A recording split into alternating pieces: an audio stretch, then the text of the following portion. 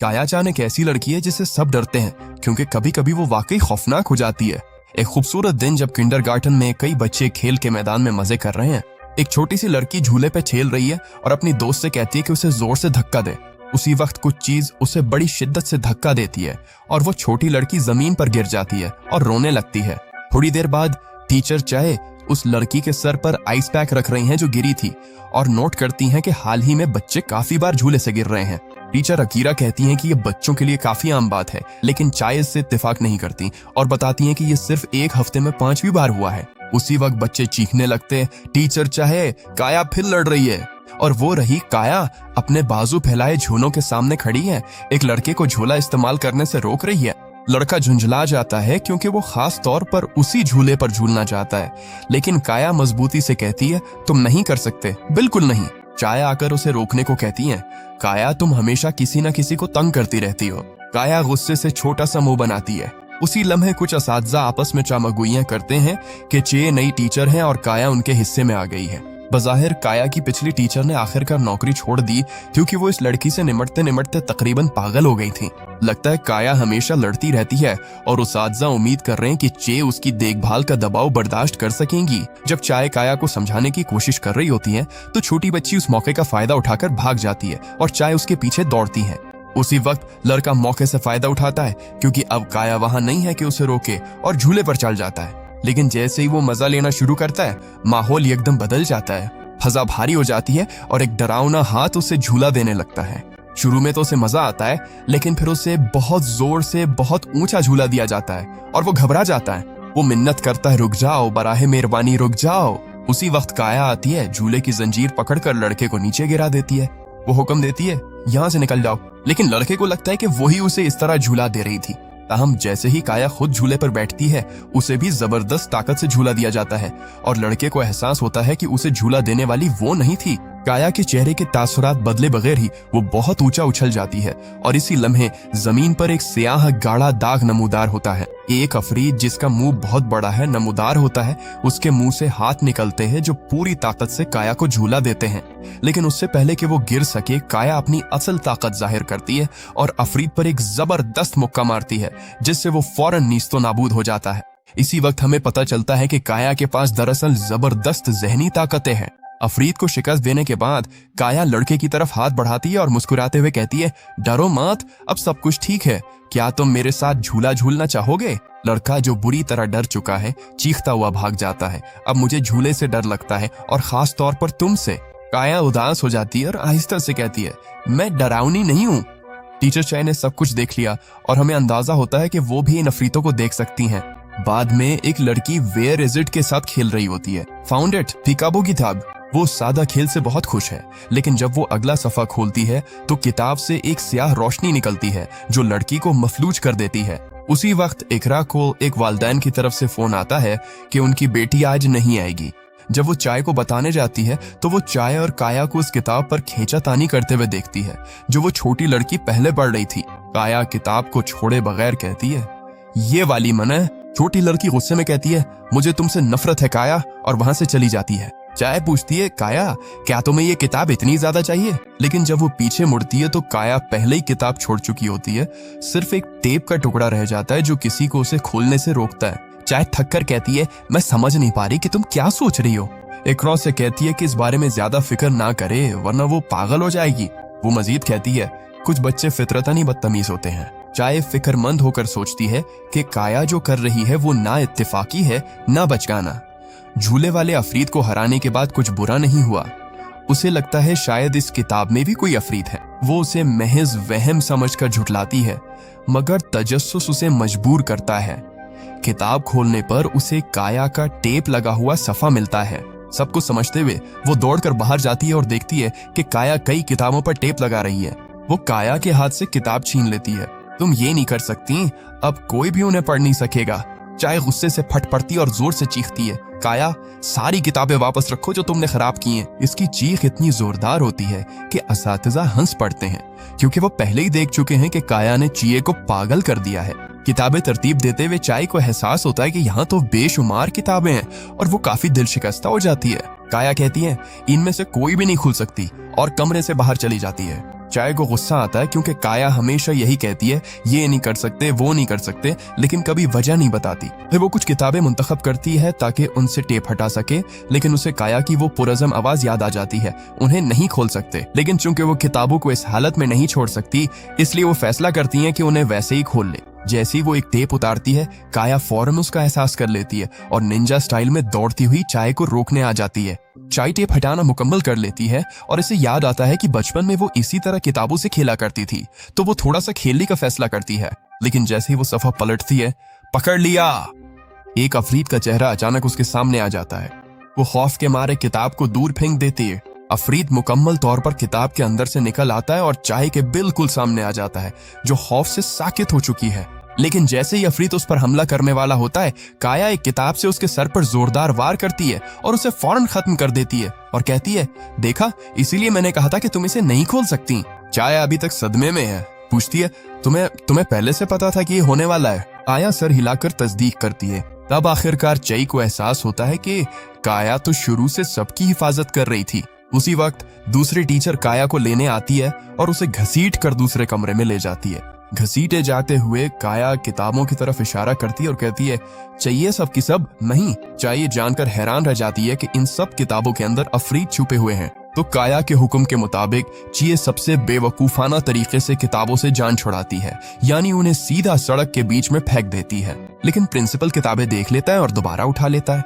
अगले दिन काया और उसके वालिद रवाना होने की तैयारी कर रहे हैं। उसके वालिद कहते हैं, मेरे सर में हल्का सा दर्द है। काया उन्हें आवाज देती है और जब वो अपना चेहरा मोड़ते हैं तो हमें नजर आता है कि उनके साथ एक अफरीत चमटा हुआ है। लेकिन काया एक सादा से लम्स से उस मखलूक को तबाह कर देती है, जिससे उसके वालिद का सरदर्द खत्म हो जाता है। बाहर काया अपनी माँ के बेडरूम की खिड़की की तरफ हाथ हिलाती है, लेकिन हमें सिर्फ एक सियाह मनहूस खिड़की नजर आती है। अपने वालिद के साथ चलते हुए वो हर जगह कई अफरीतों को देखती है और यहाँ तक कि एक से बचने के लिए अपने वालिद को एक तरफ खींच लेती है। स्कूल में एक बच्चा बैतुल खला के एक बंद कमरे में बेबसी से चीख रहा है। चाय आती है और उसे उस बदबूदार कैद से आजाद कर देती है। वो चे को गले लगाकर दिल खोलकर रोता है। अगले लम्हे अकीरा बच्चों को खबरदार करता है, दरमियानी बाथरूम ममनू है क्योंकि वो खुद ब खुद लॉक हो रहा है, आप इसे इस्तेमाल नहीं कर सकते। काया बाथरूम को घूरती है जैसे पहले ही किसी चीज पर शक हो।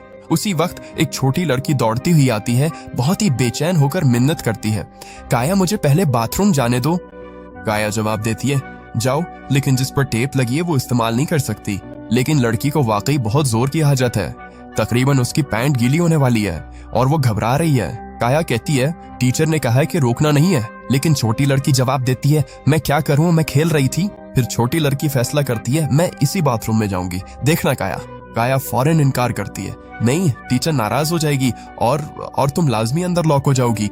छोटी लड़की फिर भी अंदर चली जाती है और कहती है, अगर मैं अंदर लॉक हो गई तो मुझे यकीन है कि तुम मुझे बचा लोगी काया चान। बाथरूम के अंदर लड़की अपनी हाजत पूरी कर लेती है, लेकिन जब वो दरवाजा खोलने की कोशिश करती है तो वही होता है जो काया ने कहा था, वो फंस जाती है।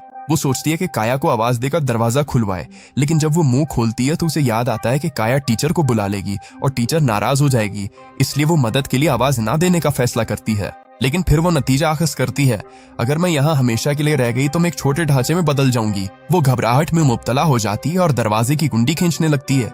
जैसे ही दरवाजा थोड़ा सा खुलता है, एक अफरीत उसे दोबारा जोर से बंद कर देता है। किंडरगार्टन के बाथरूम के दरवाजे आमतौर पर बाहर से आसानी से खुल जाते हैं, इसीलिए बच्चों के साथ कभी कोई हादसा नहीं होता। लेकिन अगर बाहर कोई ना हो जो दरवाजा खोले और अंदर वाले को बचा सके तो क्या होगा? अफरीत घसीटती हुई आवाज में बार बार कहता है, बेचारी बेचारी, कोई तुम्हें बचाने नहीं आ रहा। लड़की के खौफ से टांगे कांप रही हैं और उसी लम्हे काया पूरी ताकत से दरवाजा तोड़कर अंदर आ जाती है। यहाँ से भाग जा। वो अफरीत की तरफ देखती है, उसका चेहरा पकड़ती है और एक जबरदस्त मुस्कुराहट के साथ हंस पड़ती है।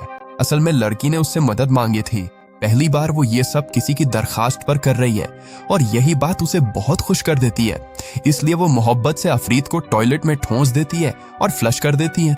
छोटी लड़की टीचर आकिरा के साथ वापस आती है। जब वो बाथरूम की गंदगी देखती है तो काया की तरफ देखकर सोचती है, यहाँ आखिर हुआ क्या है। ये समझकर कि शायद इल्जाम इसी पर आएगा, छोटी लड़की चुपके से वहां से निकल जाती है। आकिरा पूछती है, काया तुमने ये सब क्यों किया? ये जानकर कि ये कहना कि यहाँ कोई अफरीत था कभी काम नहीं आता। काया साकित हो जाती है और कोई काबिले यकीन बहाना नहीं सोच पाती। फिर चई आती है और कहती है, ये सब मेरी गलती थी, दरवाजा मैंने तोड़ा और गलती से पाइप भी मैंने ही तोड़ दी है। आकिरा उसको डांटती है और आखिरकार वो बाथरूम साफ करना लगती है। काया पूछती है, तुमने अकीरा से झूठ क्यों बोला? चई जवाब देती है, अगर मैं कहती कि ये कोई अफरीत था तो अकीरा कभी यकीन न करती। काया कहती है, अगर तुम्हें भी अफरीत नजर आते हैं तो शायद तुम्हारी मदद से दूसरे असातिज़ा भी समझ जाएंगे। चई कसमें खाकर कहती है, मुझे अफरीत नजर नहीं आते। काया शक में पूछती है, तो फिर तुम्हें कैसे पता चला कि वो अफरीत था? चई मुस्कुराकर कहती है, क्योंकि मैं तुम पर यकीन करती हूँ। चई मजीद कहती है, मुझे एहसास हुआ कि तुम हमेशा सबकी हिफाजत करती रही हो, इसीलिए अब मैं भी तुम्हारी हिफाजत करूंगी। काया शर्मा जाती है और जज्बाती हो जाती है। उसी वक्त वो छोटी बच्ची जो पहले नजर आई थी दोबारा आ जाती है। काया चई के पीछे छुप जाती है, लेकिन चई उसे आगे कर देती है ताकि वो उस बच्ची जिसका नाम मी है के सामने अपने जज्बात का इजहार कर सके। मी शर्मिंदा सी होकर शुक्रिया अदा करती है, काया मुझे बचाने का शुक्रिया। और काया खुशी से चमक रही है कि आखिरकार उसे किसी को अफरीत से बचाने पर सराहा गया है। दोपहर के इख्तिताम पर उसके वालिद उसे लेने आते हैं। वो खुशी से उछलकर अपने वालिद की बाहों में चली जाती है। वो अलविदा कहते हैं और चई सोचती है, हमेशा काया के वालिद ही उसे लेने क्यों आते हैं, उसकी माँ कभी क्यों नहीं आती? अकेरा इशारा देता है कि काया की माँ के साथ कुछ बहुत संजीदा हुआ है। तो जब काया घर पहुंचती है, वो ऊपर भागती है, अपनी माँ को देखने के लिए बहुत पुरजोश होती है। लेकिन जब वो दरवाजा खोलती है, एक दैव है कलाख उसे खौफनाक चीख के साथ खुशामदीद कहती है। काया फौरन दिल शिकस्ता हो जाती है। उसी वक्त हमें पता चलता है कि कुछ चीजें ऐसी भी हैं जिनका सामना ताकतवर काया चांद भी नहीं कर सकती, और उस वक्त उसकी माँ के कमरे में क्या था ये सिर्फ वही जानती थी। कुछ दिन बाद प्रोफेसर अकीरा बच्चों के साथ स्कूल के करीब मोहल्ले में घूम रहे होते हैं। साकू नामी बच्ची एक घर की खिड़की को मशकूक अंदाज में देखती है। करीब जाने पर उसे वहां एक खौफनाक चेहरा नजर आता है और वो घबरा जाती है। वो रोज सैर पर यह देखकर उसे भूत समझती है। साको दोस्तों को बताती है, मगर कंकन नामी लड़का उसे झूठी कहकर यकीन नहीं करता। साको गुस्से में आके कनकन को जोर से थप्पड़ मार देती है और कहती है कि ये झूठ नहीं है, सिर्फ इसलिए कि वो इसे नहीं देख सकता। ये सुनकर काया का चेहरा शर्म से सुर्ख हो जाता है और वो साको की बातों से हैरान रह जाती है। कहती है कि वो वाकई लाजवाब है। साको अकड़ जाती है और दावा करती है कि शायद वो वाकई कमाल की है जो भूतों को देख सकती है। फिर काया कहती है कि वो भी उन्हें देख सकती है, जिस पर साको हैरान रह जाती है और एक ही सलाहियत रखने पर बहुत खुश हो जाती है। साको फिर नतीजा आखिज करती है कि चूंकि वो दोनों भूतों को देख सकती हैं, इसलिए वो लड़कों को जरूर कायल कर लेंगी कि भूत वाकई मौजूद हैं। काया इस बात से मुत्तफिक हो जाती है। अगले दिन जब वो मोहल्ले में घूम रही होती हैं, साको और काया हाथों में हाथ डाले होते हैं और साको बताती है कि भूत एक करीबी घर में है और हर बार वो उसे खिड़की से देख रहा होता है। उसी लम्हे एक पुरअसरार मखलूक उन्हें एक टेलीफोन के खंभे के पीछे से देख रही होती है। जब वो आखिरकार उस जगह पहुंचते हैं, साको फौरन पुरजोश हो जाती है ये देखकर कि भूत अब भी वहीं है और पूछती है कि क्या काया भी उसे देख रही है।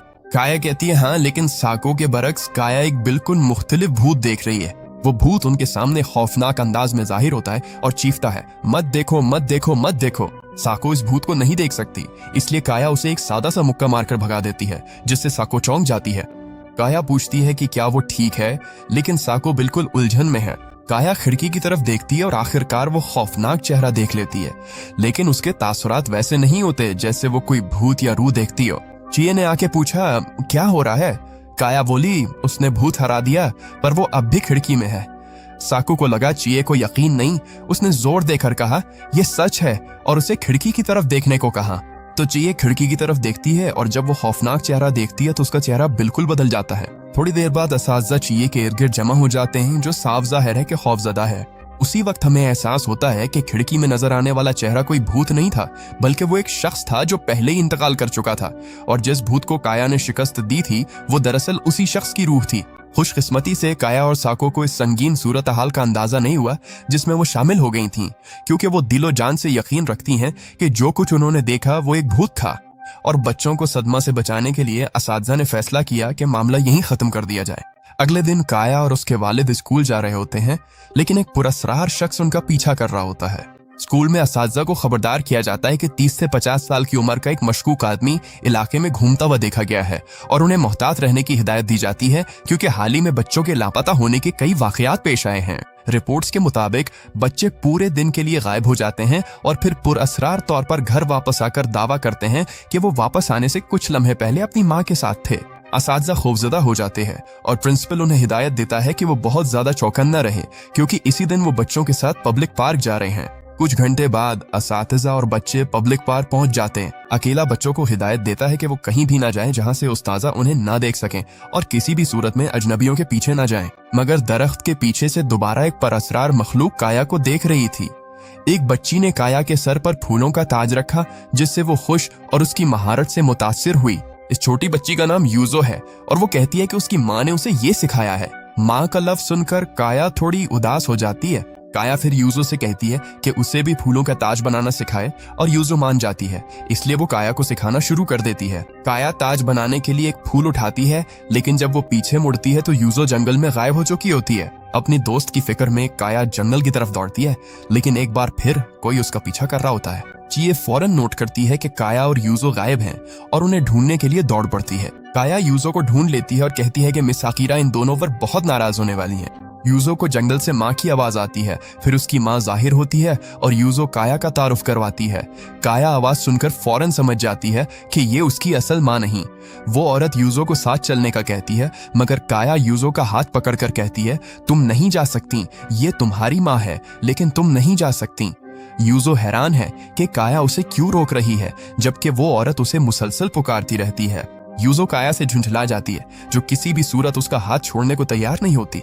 फिर जैसे ही यूजो काया को मारने ही वाली होती है, एक बहुत बड़ा मखलूक जाहिर हो जाता है। और रही सही कसर ये कि चिए भी वहां पहुंच जाती है और देखती है कि वो खौफनाक मखलूक लड़कियों को पकड़ने ही वाली है। तो वो लड़कियों को बचाने के लिए दौड़ती है, उस आदमी का हाथ पकड़ती है और ऐसी ताकत से जिसका उसे खुद भी अंदाजा नहीं, वो आसानी से उस आदमी को गिरा देती है, जिसका वजन कम से कम 260 पाउंड है। फिर वो काया और यूजो को अपनी बाहों में उठा लेती है और जितनी तेजी से हो सके वहां से भाग जाती है। और जब वो वापस पहुंचते हैं तो अकीरा नाराज होती है, क्योंकि वो और दोनों लड़कियां गायब हो गई थीं। लेकिन चिए उसे खबरदार करती है कि उसने एक मशकूक शख्स को देखा था। कुछ देर बाद स्कूल में अकीरा ये समझने की कोशिश करती है कि असल में क्या हुआ था। यूजो कहती है कि उसने अपनी माँ को देखा और काया मजीद बताती है कि चिए ने एक आदमी को फेंक दिया था। अकीरा को यकीन नहीं होता कि आया वो आदमी वाकई कोई मशकूक शख्स था या यूजो की माँ का कोई रिश्तेदार था। प्रिंसिपल आती हैं ताकि एक कशीदा माहौल को कम करें और लड़कियों को बताती हैं कि उन्हें हमेशा याद रखना चाहिए कि वो वहां नहीं जा सकती जहां असातिज़ा उन्हें ना देख सकें। छुट्टी के वक्त यूजो की माँ उसे लेने आती है और जब उससे पूछा जाता है कि क्या वो पार्क में थी तो वो इनकार कर देती है और चिए सोच में पड़ जाती है, क्योंकि काया ने कहा था कि जंगल में मौजूद आदमी ने उनके साथ कुछ नहीं किया था। चिए काया को पॉकेट अलार्म देकर बताती है कि बुरे लोगों के करीब आने पर यह शोर मचाएगा। काया तजस्सुस से पूछती है कि क्या ये अच्छे लोगों के साथ भी काम करता है। चिए कहती है हाँ, लेकिन वजाहत करती है कि जब अलार्म बजता है तो बुरे लोग भाग जाते हैं और अच्छे लोग नहीं भागते। तो काया स्कूल में अलार्म बजा देती है और जबरदस्त शोर मचा देती है। बाद में काया के वालिद उसे लेने आते हैं और चिए कहती है कि वो जल्द ही आ जाएगी, लेकिन हकीकत में काया एक और वालिद का सामना कर रही है। दूसरे वालिद उसे इस बार एक मुख्तलिफ रास्ते से जाने के लिए बुलाते हैं जो एक शॉर्टकट है। तो वो स्कूल के बाढ़ फलांगती है और उसी वक्त उसके दोस्त आ जाते हैं। लड़का कहता है कि वो उस रास्ते से नहीं जा सकती, लेकिन काया कहती है कि चूंकि वो अपने अब्बू के साथ है इसलिए कोई मसला नहीं। लड़का बिल्कुल उलझन में है क्योंकि हकीकत में काया अकेली है। लेकिन अजीब बात यह है कि इसके साथ एक और साया भी है। जब वो उस चीज के साथ चल रही होती है जो यकीनन उसके अब्बू नहीं है, तो वो देखती है कि उसके असल अब्बू और मिस चिए उसका इंतजार कर रहे हैं। फिर उसे एहसास होता है कि जो उसे पकड़े हुए हैं वो एक अफरीत है। पहले वाला लड़का दौड़ता हुआ आता है और कहता है कि काया स्कूल की दीवार फलांग गई है और चिए फौरन समझ जाती है कि कुछ बहुत गलत है, क्योंकि काया की ताकतों को जानते हुए वो जानती है कि वो बगैर किसी वजह के ऐसा कभी नहीं करेगी। इसलिए वो बदतरीन सोचते हुए फौरन दौड़ पड़ती है। इधर जब काया को एहसास होता है कि ये उसके अब्बू नहीं है तो वो अलार्म इस्तेमाल करने का सोचती है, लेकिन फौरन अपना इरादा बदल लेती है, अपनी ताकतें फ़ाल करती है और अफरीद के हाथ को कुचल देती है। फिर कहती है काया को अलार्म की जरूरत नहीं क्योंकि काया मजबूत है। अफरीद दर्द से कराता है, लेकिन फिर वो काया की इमी में बदल जाता है जो उसके नन्हे दिल पर एक जबरदस्त चोट है। अफरीद, जो अब इसकी माँ की शक्ल में है, कहती है कि वो उसे लेने आई है जैसा कि वादा किया था। उसके बाल संवारती है और उसका हाथ पकड़कर उसे घर चलने को कहती है। क्योंकि काया अभी एक छोटी सी बच्ची है, इसलिए अफरीद उसे आसानी से बेवकूफ बना लेता है। लेकिन उसी लम्हे वो परअसरार आदमी जो पहले नजर आया था अचानक नमूदार होता है और अफरीद के चेहरे पर मुकद्दस पानी छिड़क देता है, जिससे वो दर्द से चीख उठता है। वो वजाहत करता है कि ये अफरीद एक और दुनिया से आया हुआ रूहों का अगवाकार है जो अपने शिकार की किसी अजीज की शक्ल इख्तियार कर लेता है और उन्हें अगवा कर लेता है। अब जबकि काया ने अफरीद की असल शक्ल देख ली है, वो शदीद गुस्से में आ जाती है और एक सादा सा थप्पड़ मारकर उस मखलूक का काम तमाम कर देती है। वो आदमी अपना तारुफ कराता है कि वो मॉब है, वही बूढ़ा आदमी जिसे काया पहले ही बचा चुकी थी। वो वाकई काया की रूहों से बात करने की ताकत की बहुत तारीफ करता है और इससे मिलने की कोशिश करता है। काया को याद नहीं कि उसने कभी किसी अजीब आदमी को बचाया हो, इसलिए वो अलार्म बजा देती है और बस इतना कहती है, अजनबी से खतरा। ची फौरन अलार्म की आवाज सुनती है और काया के पास दौड़कर आती है और जब वो इस अजीब आदमी को देखती है तो फौरन चढ़ जाती है, लेकिन काया उसकी हिफाजत करती है, ये कहते हुए कि चूंकि वो अलार्म सुनकर भागा नहीं इसलिए वो अजनबी नहीं है। मोब कहता है कि काया ने उसे उस वक्त बचाया था जब वो बहुत छोटी थी और वो उसके लिए बहुत शुक्रगुजार है, लेकिन ये शुक्रगुजारी अब तकरीबन जुनून की हद तक पहुंच चुकी है। काया का असल वालिद आ जाता है और वो दौड़कर उसकी बाहों में चली जाती है। फिर मॉब ची से अपना तारुफ एक ओकल्ट राइटर के तौर पर करवाता है और उसे अपना बिजनेस कार्ड देता है। वो उससे कहता है कि बाद में इसे फोन करे क्योंकि उसके पास बताने को बहुत कुछ है। ची उस आदमी पर और भी ज्यादा शक करती है और कहती है, यार ये तो बहुत मशकूक है। कुछ देर बाद काया चांद स्कूल में है, अपने हमजमातों के साथ आराम से ड्राइंग कर रही है, जबकि टीचर ची ख्यालात में गुम है। वो उस अजीब दिन को याद कर रही है जब उसकी मुलाकात ओकल्टिस्ट मॉब से हुई थी। इस अजीब मुलाकात के बाद उसने इसके बारे में कुछ तहकीक की और पता चला कि जो कुछ भी उस आदमी ने कहा था वो सब सच था, लेकिन फिर भी उसके लिए मॉब एक इंतहाई मशकूक बंदा ही रहा और किसी भी सूरत में ची ने फैसला किया कि उसे काया चांद को इस अजीब आदमी से बचाना होगा। अब ज्यादा तवज्जो के साथ वो काया की ड्राइंग देखती है और कहती है कि ये बहुत प्यारी है। काया खुश होकर कहती है, मैं इसे रंगूंगी। वो रंगीन क्रेयॉन लेने के लिए दौड़ती है, लेकिन जब वो डब्बा खोलती है तो उसे एहसास होता है कि काला क्रेयॉन गायब है। दूसरे बच्चे भी कहते हैं कि बाकी डब्बों में भी काले क्रेयॉन नहीं है। ची और इकरा नोट करते हैं कि ये गैर मामूली हद तक अजीब है और बच्चे चोर का शक करने लगते हैं, हालांकि एक छोटे लड़के को तो ये भी नहीं पता कि चोर क्या होता है। ची यूजो को अजीब तरह से बर्ताव करते हुए देखती है और जब वो उससे पूछती है तो यूजो घबरा जाती है और चुपके से निकलने की कोशिश करती है, लेकिन चूंकि उसका दिल साफ है और वो झूठ नहीं बोल सकती, वो बता देती है कि उसके भाई के पास बहुत सारे काले क्रेयॉन थे। वो सब पहली जमात के असातिज़ा के कमरे में जाते हैं जहाँ टीचर मीरो यूजो के भाई की हरकतों पर माजरत करती हैं। इस छोटे लड़के का नाम कैन है और इसने पूरी क्लास के आईने पर रंग कर दिया है, ये कहते हुए कि आईना डरावना है। मीरो ची और आकीरा को समझाती है कि ये छोटा लड़का भी काया चांद की तरह है, यानी मीरो के अल्फाज में एक मसला पैदा करने वाला बच्चा, एक ऐसे लहजे में जो किसी भी प्राइमरी स्कूल की टीचर से कहीं ज्यादा मगरूराना है। मीरो सोचती है कि आखिर आईने में ऐसा क्या डरावना है और नतीजा निकालती है कि कैन सिर्फ इसलिए डरता है क्योंकि वो बहुत छोटा बच्चा है। इससे जाहिर होता है कि शायद मीरो को अपनी नौकरी पसंद ही नहीं और वो सिर्फ इसलिए वहां है क्योंकि उसे तनख्वाह चाहिए। अकीरा कहती है कि उसे इस तरह बात नहीं करनी चाहिए और मीरो अब नर्म लहजे में बोलते हुए दूसरे जमात के बच्चों से माजरत करती है। कहती है कि वो कैन को चोरी करने और सारे काले क्रेयॉन खराब करने पर संजीदगी से समझाएगी। ची को मीरो का पहले वाला मगरूर और सख्त लहजा बहुत अजीब लगता है और अकीरा भी इत्तेफाक करती है। कहती है कि वो बाद में मीरो से इस बारे में संजीदा बात करेगी। इधर यूजो का छोटा भाई आईने को इस नजर से घूर रहा है जिसमें खौफ और तजस्सुस दोनों शामिल हैं। बाद में ची ओवरटाइम काम कर रही होती है और काया का ख्याल रख रही होती है कि मीरो वहां आती है और उसे सलाम करती है। चिए के ओवरटाइम पूछने पर मीरो ने बताया कि वो मजबूरी में कैन का गंदा किया हुआ आईना साफ कर रही है। चिए की मदद की पेशकश ठुकराकर मीरो ने उसे काया चांद जैसे शरारती बच्चों का ख्याल रखने को कहा। काया की ताकतों के डर से चिए को आईने में खतरा महसूस हुआ।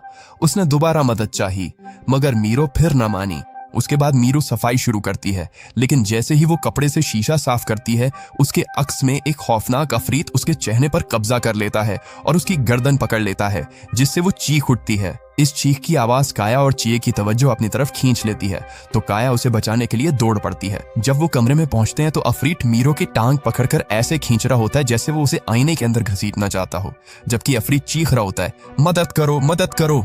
लेकिन काया उस मखलूक को लात मारती है जो पीछे हटकर आईने में वापस चली जाती है और यूं मीरो को बचा लेती है। जब मीरो सदमे से संभल रही होती है, काया मीरो के अक्स में कुछ बहुत अजीब सी बात नोट करती है।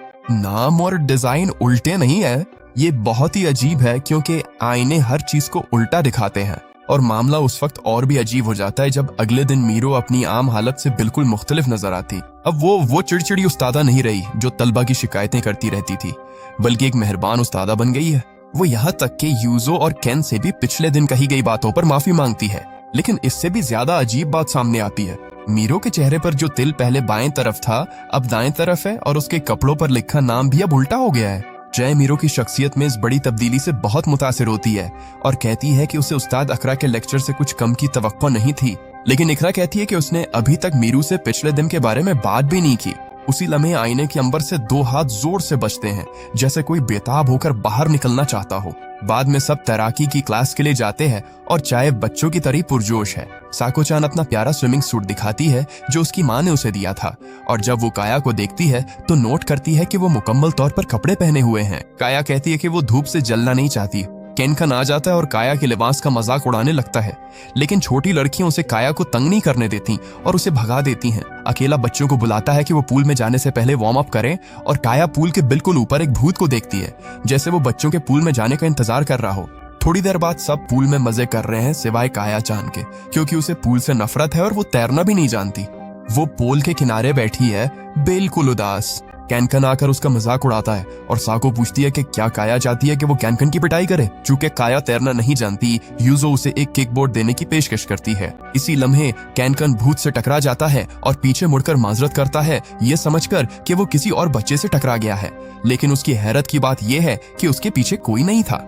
तभी भूत अपने नुकीले दांत और चिपचिपी जबान दिखाता है और लड़के को पकड़कर पानी के नीचे दबा लेता है। आया सब कुछ देख लेती है और साकू समझती है कि वो उनसे छुप रहा है, इसलिए वो उसके पीछे जाती है। लेकिन दूसरे बच्चों की वजह से पैदा होने वाली लहरों के बायस साको इसे नहीं देख पाती। कैनकन बेबसी में अपना हाथ आगे बढ़ाता है ताकि साको को पुकार सके, जबकि भूत उसे पानी के नीचे दबाए रखता है। उसे उम्मीद खत्म होने लगती है कि कोई उसे देख पाएगा, लेकिन इसी लम्हे काया अपने किकबोर्ड के साथ भूत पर छलांग लगा देती है और कैनकिन की जान बचा लेती है। साको खुशी मनाती है ये सोचकर कि काया ने कैनकिन को मारा है, लेकिन अकीरा बच्चों को डांटती है ये समझते हुए कि वो सिर्फ खेल रहे थे और ये खेल किसी को डुबो भी सकता है। वो कैनकन और काया को पूल से बाहर बुलाती है। काया के तैरना ना जानने के बावजूद जान बचाने पर कैनकन उसे उठाकर शुक्रिया अदा करता है और साबिका बदतमीजी की माफी मांगता है, जिससे काया खुश हो जाती है। दोनों को अकीरा से डांट पड़ती है। अलविदाई वक्त मोब गाड़ी चई के सामने रोकता है और वो उसे मारने को तैयार हो जाती है। वो पूछता है कि उसने उससे राब्ता क्यों नहीं किया, और चई कहती है कि वो कभी भी किसी स्टॉकर को फोन नहीं करेगी। मोब उसे धमकी देता है कि अगर उसने इससे मिलने का बंदोबस्त ना किया तो वो स्कूल के सामने आता रहेगा जब तक वो मान न जाए। लफ्ज मुलाकात सुनकर चेई को तजस्सुस होता है और मोब उसे एक खुफिया फोल्डर दिखाता है जिसमें उसे काया के बारे में बात करने की दावत दी गई है। वो दोनों एक कॉफी शॉप में जाते हैं और चेई मोब के खुफिया दस्तावेजात का जायजा लेती है। इन दस्तावेजात में काया के बारे में सब कुछ है, नाम, उम्र, पता, यहाँ तक कि स्कूल में उसकी बातचीत के नोट्स भी।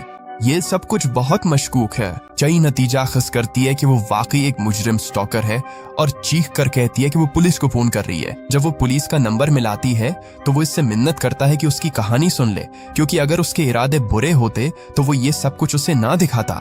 चई फैसला करती है कि उसकी बात सुनेगी और मोब बताता है कि 4 साल पहले उसकी एक खूबसूरत खुशमिजाज छोटी बेटी थी। उसकी सबसे बड़ी खुशी ये थी कि वो अपनी बेटी को हमेशा खुश देखे। लेकिन एक दिन जब वो स्कूल जा रही थी, उसकी छोटी दोस्त ने उसे सड़क के पार से आवाज दी और बदकिस्मती से एक ट्रक ने उसे इस दुनिया से छीन लिया। जनाजे पर सब ने उसे और उसकी बीवी को तसल्ली देने की कोशिश की, लेकिन वो दूसरों की तरह सोगवार नहीं था, क्योंकि वो वाहिद शख्स था जो अपनी बेटी की रूह को देख सकता था। और अगरचे उसे पुरस्रार उलूम का इल्म था, फिर भी उसने गलती से अपनी बेटी की रूह से कहा कि वो उसके पास ही रहे। इस वजह से वो गम से बाहर ना निकल सका और जिंदगी में आगे ना बढ़ सका।